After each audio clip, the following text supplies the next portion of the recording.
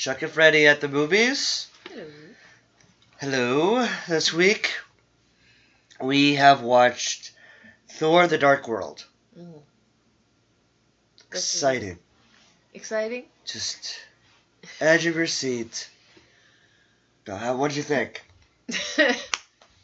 Halfway through the movie, I'm saying to Chuck, this is so boring. I don't know why. Because there was action.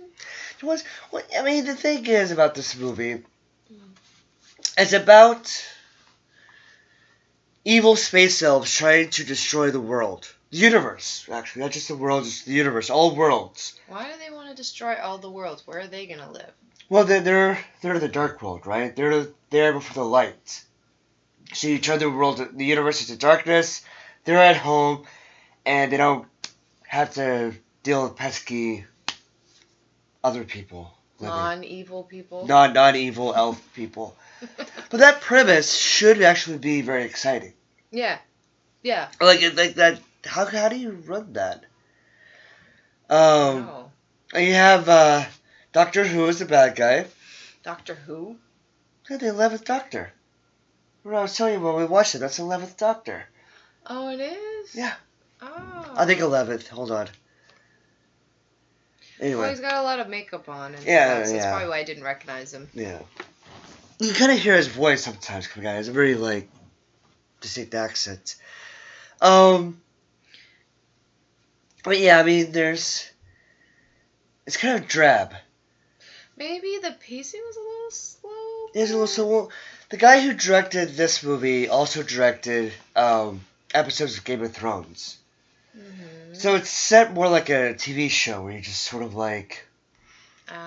spend time kind of like with characters talking, then you go to the next action, and then a little bit of trivia. Mm-hmm. This movie almost had a different director. Yeah?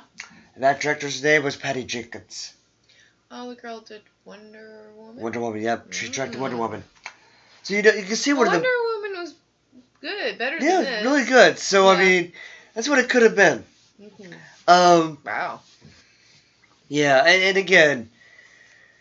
Thor was really great. I liked him. Always great. I don't understand why he missed Jane so much, but okay. That's always a weak point with these movies, is Jane Foster. Yeah, sorry. Natalie Portman's a good actress. She is. And there is, there's stuff in the comics she could use, but somehow they don't have the chemistry. They don't seem to know what to do with her. It was better in this movie than the last movie, though. What, the chemistry? Subplot chemistry? It was a little better.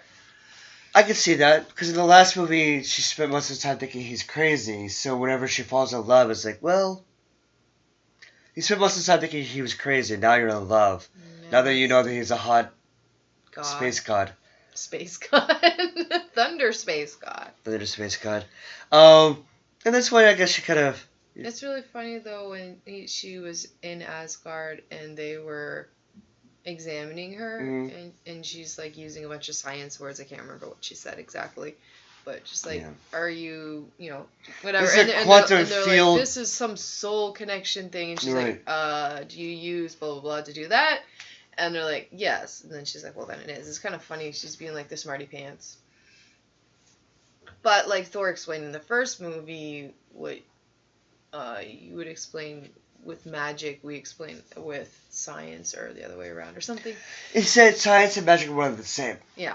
So it's sort of like magic science. Or science and magic. Is that kind of like Doctor Strange kind of science magic? No. Doctor Strange is just magic. Magic. Magic. Straight magic.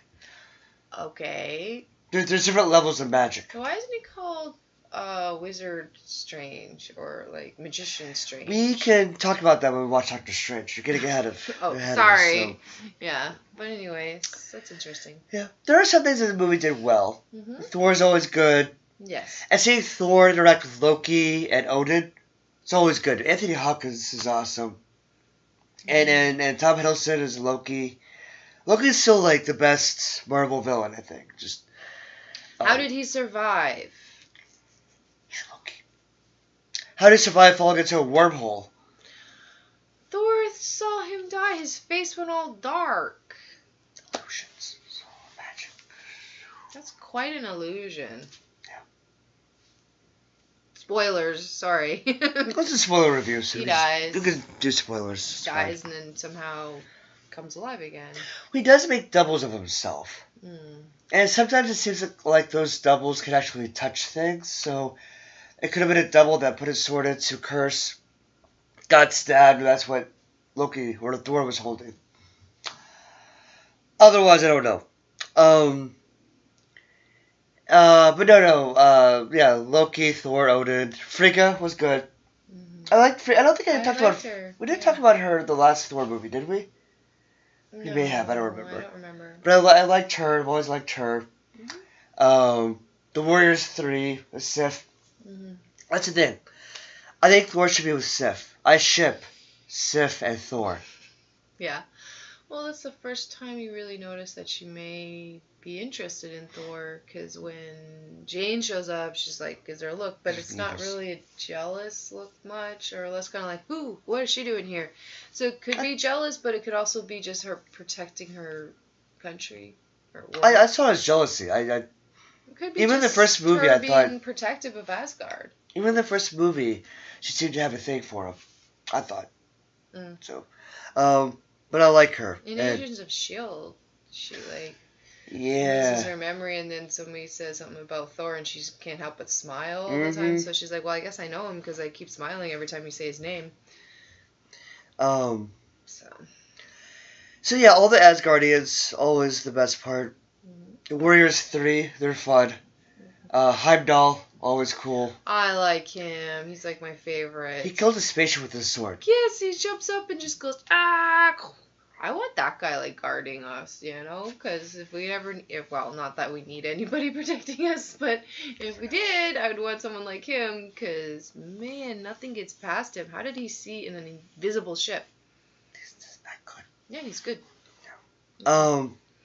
I like the climax, like I said. The climax where they're, like, falling through different worlds, and different stuff is, like, falling in. You have that monster coming into London, and Greenwich. And then, yeah. That's one of my favorite climaxes. Like, the climax is fun. You actually have a lot of jokes during that time. Mm-hmm. You have Eric Silva, who doesn't wear pants anymore.